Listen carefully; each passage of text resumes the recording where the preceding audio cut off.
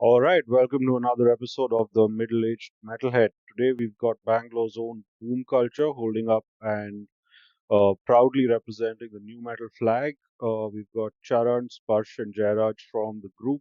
Hey guys, how's it going? It's going good, thank you. Good, good. Thanks for having us. Cool. So, Charan, how did Boomkulture come about? How did the band come together, and who are we missing today? Yeah, actually, Boomkulture, I formed it in 2012, and I formed it as a new metal band because I used to like new metal and I still do. So that's why I continued this. So yes, basically it's formed in 2012. I had a totally different lineup at that time.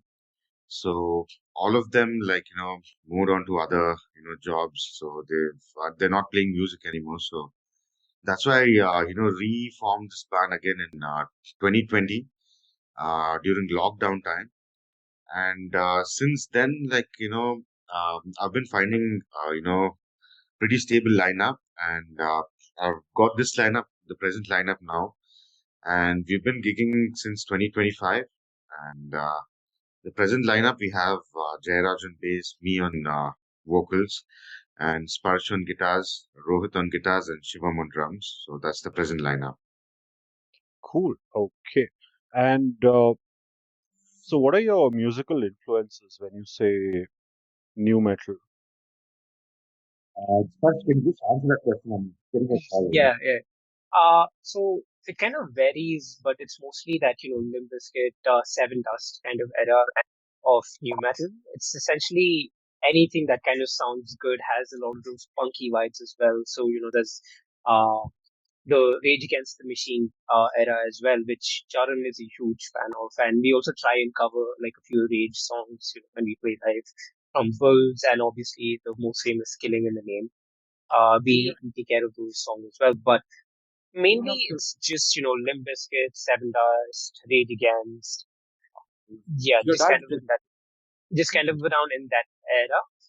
That early 2000s punk rock, pop punk-ish kind of tone is what we try to go for, but also add our own flair to it, try to give our own influences in terms of just making the music really heavy, really chuggy.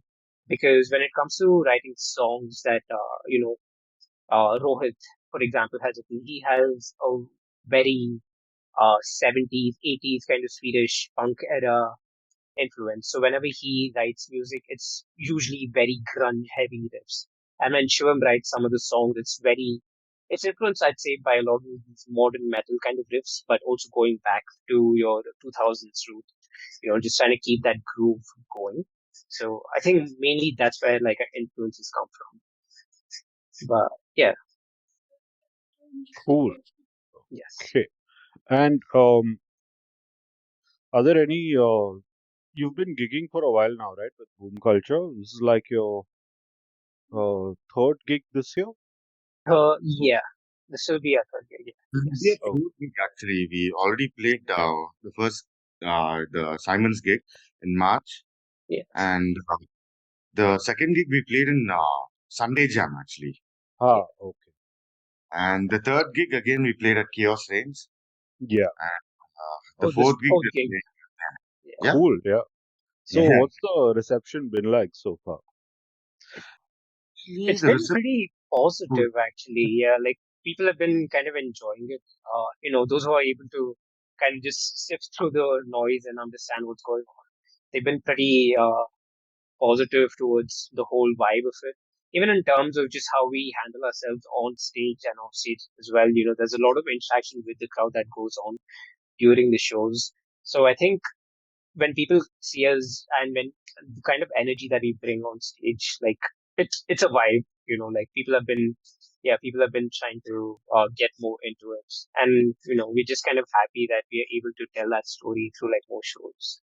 But yeah, Yeah, people have been enjoying a lot since the time we've started, and we've got a lot of encouragement from the crowd. I didn't expect that yeah, because then 2012 it was not the same.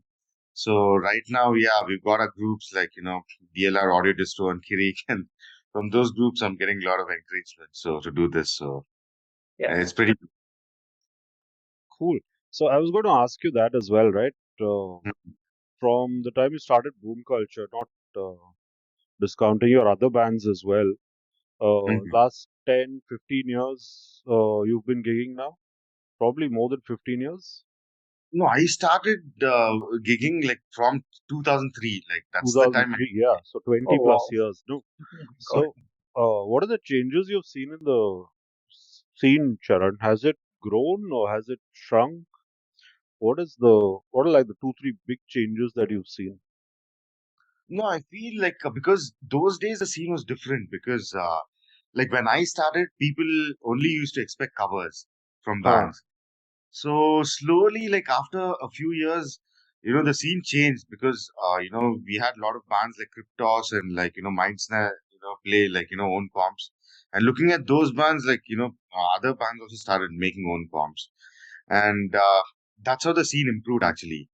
Uh, and even when I formed my first band, we only did own comps because I, I mean covering was a challenging thing. But however, since we started playing own comps, we had more, exposure onto how to compose them. So that was actually good, like in a way. We didn't do the covers, but we later, like we tried covers as well, but not like many. So that's about it. So and regarding the scene growth, like it was different because those days there are a lot of like these companies like the huge organizations which used to host shows like for all bands, but nowadays become more of an underground scene. Like we have independent organizers who come and like have like all these lot of gigs in a lot of pubs like Fandom, and now we've got WL Super Club, and we've got like small venues like Soundglitz where we played a lot of gigs. So there are a lot of venues like that, like Wire Up. So yeah, now the scene is in a different way. It's growing, and those days it was different because we had all companies like DNA and all sponsor, but now we Yeah. don't have anyone like that. So it's different now. So but it's the same. It's been around like that. So Cool. Okay.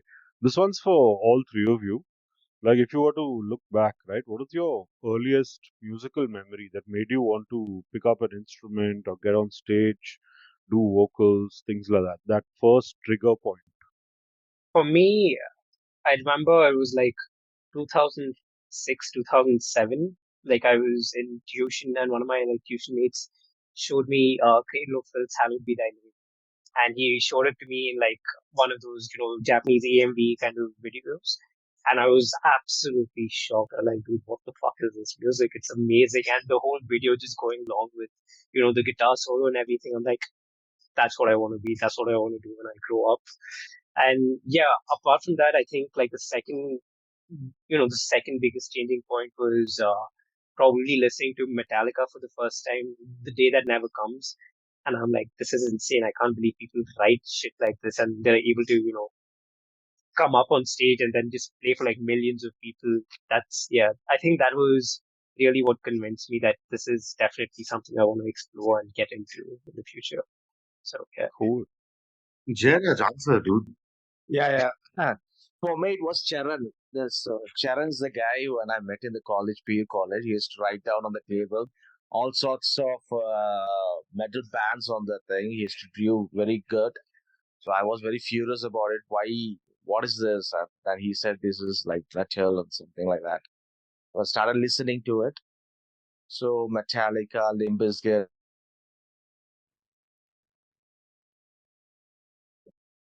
No, he froze. He froze. Yeah.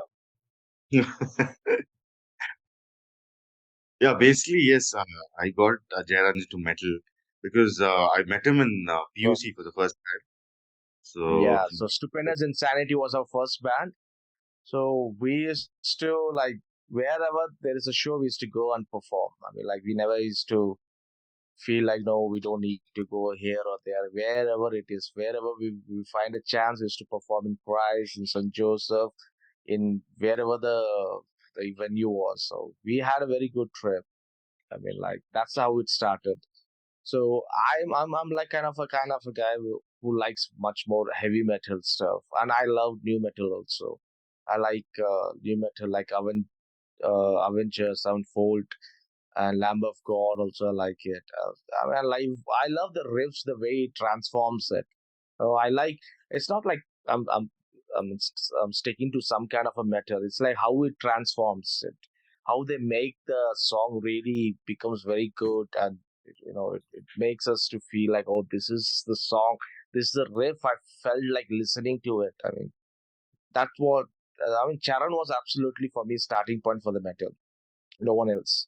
So because of him, today I'm like being here in his band again one more time. Not as stupid as insanity though, but it's a boom culture. Maybe it's a reincarnation version of stupid as insanity. Yeah. I mean, like Cool. we both are there. We both were like very furious about metal scene. Then Jeff and Vishal, correct, man? Yeah, I yeah. mean, yeah. Those were the earlier friends like who got us into metal as well. Like so yeah, I basically got into metal when I was in first PUC. So a few of my friends made me listen to Korn for the first time, and I was like, "Oh man, what the hell is this?" Like, I was like really digging them at that point. And then later, I went and purchased my first tape, which was Korn, and the second one was Limp Bizkit, and the third one was Iron Maiden. Directly jumped into Maiden. So, but yeah, new metal didn't fade away at all. Like, so I always liked a lot of my friends. They moved on like from new metal. They started liking heavy metal, and it said like, that sucks. But I never felt like that. I always liked new metal. So even though I, later sang for extreme genres, like when I was in Spitfire, my other band. So still, I had the love for new metal. So that's how this continued. So Cool. Favorite mm. vocalist? Favorite Obvious vocalist? James Hetfield. Sorry. For me, it is James Hetfield. For me, it is James Hetfield. Cool. I have Charan. Favorite vocalist, I think, will be Ozzy because I think Oh, I'm major influenced by Ozzy Osbourne. So, oh, cool. Hey, Rohit, welcome. Sorry for the late join. There was a power cut. Like it's raining cats and dogs outside. So No worries. yeah. So, we were just talking about earliest musical memory, like your that made you want to pick up an instrument. Ah, okay. So, and like play in a band or whatever. Just your earliest musical trigger, if you want. So, yeah, what was yours? Uh, if you're asking about something that got me into metal, the very first thing I heard was Faith, Limp Bizkit cover. Okay. Ha. That was the first thing I ever heard with distorted guitars and all that because I was into classical music until then. So yeah, I mean that's where the thing sparked. And talking about picking up an instrument, it was just when I saw James Hetfield playing. I mean, a video of him playing 89 Seattle. I was like, fuck, okay, this is what I want to do. And that's how I learned guitar. I mean, it was just whatever James played. I just wanted to learn that. I didn't care much about soloing or shredding as much. And it might seem odd because everyone wants to be a shredder. But yeah, I just saw Hetfield 89, uh, that clip, and then I was like, damn. And that dude was Whiplash, the song Whiplash. And Okay. I was like, damn, the energy is too much. And the way he stood and played a stance and the whole down picking attack. And that's sort of what made me want to pick up the instrument. Cool. Yeah. So, do you bring any of your classical influences into boom culture? No, not classical really, but more of the hardcore side of things. Oh, Because, if you look at new metal as a genre, it's a very vibrant genre, I would say. Not every band sounds the same way. Like, Korn has their own heavy seven string attack going on, whereas you look at bands like System of a Down, they've got the whole hardcore side, the punk side of things going on, and then you've got bands like Head PE, which sort of mixes both the styles. They've got the groovy stuff with the punk elements going on in between. So that's what I try to bring more into the band, actually. Yeah. cool. Okay. Okay, so we pretty much reached the end of things. Any shout outs that you guys want to do? Uh, Probably regarding the gig, I would say cheers to all the bands that are playing that day, and it's good to be. It feels good to be sharing the stage with all those acts that are playing that day, especially someone as wild as X Repeat X. That's going to be a lot of fun, and it feels really great to be able to play Vehement era as well. It's got that underground status, right? So it's a pretty good feeling for us to be able to Yeah, play man. there. Yeah, it's a pretty good feeling playing with all the bands, and Yeah, so that's about it, man. Like really looking forward for the 30th show, and Awesome. hope we have a rocking gig that day. Yeah. And any merch incoming or any plans for any new recordings? Yeah, we are regarding planning EP yeah, soon. We've got the material already ready, so we Oh, just need to mix and master. cool. So it'll be out in a month or two. So Oh, the yeah. Materials you've got enough ready, so we're planning for an EP as of cool. now. Much, not really at the moment, but once the album is out, then probably we could think about Cool. something down the line. But as of now, yeah, we've got an EP planned. Great. So yeah, that's about it. Yeah. Cool. So yeah, everyone watching this, wherever you are, catch Boom Culture live on the 30th of August, Bira Tap Room in Bangalore, Koramangala, along with a bunch of other bands, including X Repeat X, Gin and Miskatonic, Stygian Hallways, and Bego from Mumbai. You'll find the link to the tickets in the description of this video. You'll also find links to Boom Culture's music as well, and that's it. See you on the 30th. Have a good one. Stay safe. Stay metal. Cheers. Thanks, guys.